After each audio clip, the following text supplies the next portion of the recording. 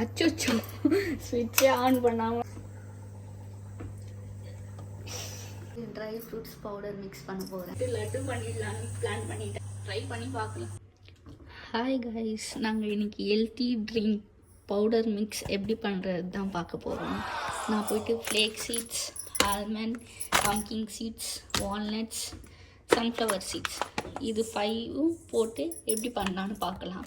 நான் என்ன பண்ணேன்னா ஃப்ளேக் சீட்ஸ் போயிட்டு இந்த மாதிரி கிளாஸில் ஒரு 3/4 போட்டுட்டேன். கேஸும் ஆன் பண்ணிட்டேன். ஸ்லிம்மில் வச்சுருக்கேன். நல்லா கொஞ்சம் ப்ரௌனிஷ் ஆனதுக்கப்புறம் ஒன்று ஒன்றா வறுத்து எடுத்துட்டு அதுக்கப்புறம் நல்லா மிக்ஸ் பண்ணணும். இது இப்போ நான் ஃப்ளேக் சீட்ஸ் தான் பண்ணுறேன். நெக்ஸ்ட்டு போயிட்டு பம்கின் சீட்ஸ் பண்ணிவிட்டு சின்னதுலேருந்து அப்படியே போனால் நல்லாயிருக்கும். அதனால் சன்ஃப்ளவர் சீட்ஸ் பம்கின் சீட்ஸ் பண்ணிவிட்டு அப்புறம் வால்நட்ஸ், ஆல்மண்ட் பண்ணிவிட்டு மிக்ஸி பண்ணிட்டா ரெடி ஆகிடும். நான் அதுதான் இப்போ ரெடி பண்ணிகிட்டு இருக்கேன். ஈவினிங்க்கு மார்னிங்க்கு இந்த மாதிரி பவுடர் போயிட்டு ரொம்ப யூஸ் ஆகும். இது இப்போ நல்லா ரோஸ்ட் ஆகிடுச்சிங்க. நெக்ஸ்ட்டு போயிட்டு சன்ஃப்ளவர் சீட்ஸ் ரோஸ்ட் பண்ணிடலாம். இந்த மாதிரி ரோஸ்ட் பண்ணும்போது நாங்களே கொஞ்சம் செஃப்பான ஃபீலிங்க தான் வரும். அப்போ வரும்போது இந்த மாதிரி நான் விளையாடிட்டு இருப்பேன். காமெடியாக இருக்கும். இது ரோஸ்ட் ஆகிடுச்சா இல்லையான்னு இன்னும் டவுட்டாக இருக்குது. ட்ரை பண்ணி பார்க்கலாம். ஆஹா, எல்லாமே கீழே விழுந்துடுது. ஒன்று ட்ரை பண்ணலாம்னா கூட நல்லா க்ரன்ச்சியாக ஆகிடுச்சுங்க. இப்போ நெக்ஸ்ட்டு சன்ஃப்ளவர் சீட்ஸ்.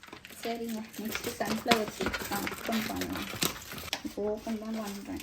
இது என்னங்க ஏதோ புதுசாக இருக்குது. ஆக்சிஜன் அப்சர்வரா என்னதுன்னு தெரிஞ்சால் சொல்லுங்கள். இது எதுக்கு கொடுத்துக்கிறாங்கன்னே தெரியல. சரி, நம்மளுக்கு வேண்டியது சன்ஃப்ளவர் சீட்ஸ் ரோஸ்ட் பண்ணிட வேண்டியதுதான். கிளாஸ் கீழே இருந்துச்சு.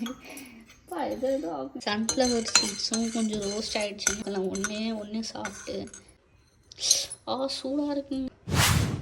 அச்சோ, எங்கேயோ போயிடுச்சு நான் ஊதுனா. இதாச்சும் கொஞ்சம் மெல்லமாக ஊற்றிட்டு டேஸ்ட் பண்ணி பார்க்கணும். இது கொஞ்சம் இன்னும் க்ரன்ச்சி ஆகணுங்க. அப்போ தான் மிக்ஸியில் மிக்ஸ் பண்ணால் கொஞ்சம் கரெக்டாக இருக்கும். பார்த்தீங்களா, நான் இதுலேயும் டிசைனாக போட்டு வைக்கிறேன். இதில் போட போகிறது பம்கின் சீட்ஸ் தாங்க. வாங்க இதை கட் பண்ணி தட்டி எடுக்கலாம். இது எதுக்கு இன்னும் இங்கே இருக்குது? எப்படியோ இது நான் போடலை எதுலேயும்.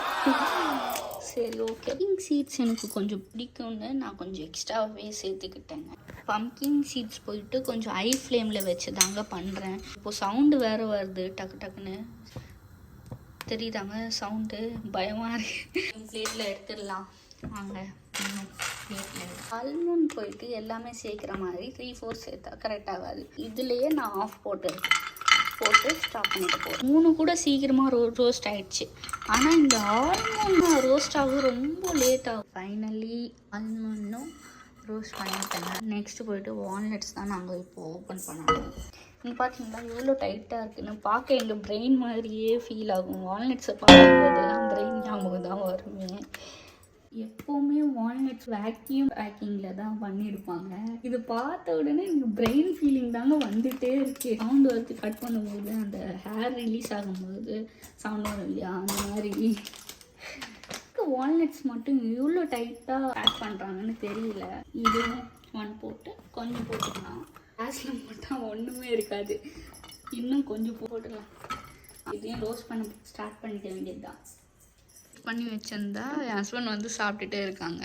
நான் பவுடர் பண்ணான்னு ரோஸ்ட் பண்ணால் அவங்க வந்து சாப்பிட்டுட்டு இருக்காங்க. அண்ட் இது ரோஸ்ட் பண்ணாதாங்க டேஸ்ட்டு சூப்பராக இருக்குது. இன்னும் சூப்பராக சாப்பிட்ணுன்னு இருக்குது. போதும்பா சாப்பிட்டது. அப்படியே நானும் சாப்பிட ஸ்டார்ட் பண்ணிட்டேங்க. நான் இது ரோஸ்ட் பண்ணிட்டு இருக்கிறது நீங்கள் பார்த்தீங்களா, அந்த தோலெல்லாம் வந்து பிளாக் ஆகிடுது பாருங்கள். இதில் தோலே காணும், தெரியுதா? வால்நட்ஸ் ரோஸ்ட் பண்ணதுலேருந்து பேர்னிங் ஸ்மெல் வருது. பேர்ன் ஆயிடுச்சு போல் எனக்கு தெரிஞ்சு. அவங்க கருப்பாக இருக்கே. வால்நட்ஸ் பேக்கெட் காலி. எல்லாமே அச்சோ இது சூடாக இருக்குங்க. இன்னும் ஃபைனலி எல்லாமே ரோஸ்ட் பண்ணி ஆயிடுச்சு. நெக்ஸ்ட்டு மிக்ஸி தான். கொஞ்சம் ஆறின பிறகு மிக்ஸ் பண்ணிட்டா பவுடர் ரெடி ஆகிடும். பால்கனி சைடு குப்பை போடலான்னு வந்தால் மழை வர மாதிரி இருக்குங்க. ஸோ அதனால் எல்லா துணியும் எடுத்துட்டேன். எதுக்கு இருக்குது? ஃப்ரெஷ்ஷாகி வந்துட்டு ட்ரை ஃப்ரூட்ஸ் பவுடர் மிக்ஸ் பண்ண போகிறேன். பார்த்தீங்களா, பேக்கெல்லாம் ஓப்பன் பண்ணக்கப்புறமா இந்த மாதிரி ஆகிடும். தனித்தனியாக பிச்சு சாப்பிட்டு ரொம்ப சோம்பேறித்தனம். ஸோ அதனால் இந்த மாதிரி பவுடர் ரெடி பண்ணிவிட்டு சாப்பிட்லான்னு தான் இந்த மாதிரி நியூ ஐடியா ட்ரை பண்ணுறேன். மிக்சியில் எல்லாமே போட்டுக்கலாம். இப்போ நல்லா சாப்பாடு மாதிரி மிக்ஸ் பண்ணி ஜாரில் போட்டு சரி இப்போ மிக்ஸ் பண்ணிடலாம். எல்லாமே ஜாரில் வச்சுட்டு அச்சோ ஸ்விட்சே ஆன் பண்ணாமல் ஸ்டார்ட் பண்ணுறேன். ஸ்மெல் பண்ணி பாரு. ஒரு மாதிரியா ஸ்மெல் வருது. அச்சோ பவுடர் மாதிரி வரும்னு பார்த்தா என்னங்க இது இப்படி வந்திருக்கு. மில்கில் மிக்ஸ் பண்ணி பார்க்கலாம், இல்லைன்னா லட்டு பண்ணிடலாம், அவ்வளோதான். ஆயிலியாக இருக்குது. இது வால்நட்ஸ் போட்டோம் இல்லையா, அதான் கொஞ்சம் ஆயிலி ஆயிடுச்சு. ஜாகரி பவுடரும் ஆட் பண்ணியிருக்கலாம், அப்போ தான் கொஞ்சம் ஸ்வீட்டாக இருக்கும். பாலும் சூடாயிடுச்சு, மிக்ஸ் பண்ணிடலாம். எப்படி வருதுன்னு பார்க்கலாங்க. எக்ஸைட்மெண்ட்டாக இருக்கேன், அது மெல்ட் ஆகுமா இல்லையான்னு. இது ஏதாச்சும் இருக்கா? அச்சோ அப்படியே இருக்கே. நல்லா இது மிக்ஸ் பண்ணலாம். சைடில் எடுத்து செட் ஆகிடும். ரொம்ப கஷ்டமாக இருக்குங்க. பவுடர் மாதிரி வந்துருந்தா ஈஸியாக மிக்ஸ் பண்ணியிருக்கலாம். இங்கே பாருங்களேன் அப்படியே நிற்குது. இப்போ மிக்ஸ் பண்ண வரைக்கும் பிடிச்சிட்டு லட்டு பண்ணிடலான்னு பிளான் பண்ணிட்டேன். என்னால் முடிஞ்ச வரைக்கும் மிக்ஸ் பண்ணிட்டேங்க. சரி ட்ரை பண்ணி பார்க்கலாம். ரொம்ப சூடாக இருக்குது. நல்லா தாங்க இருக்கு. பாய்.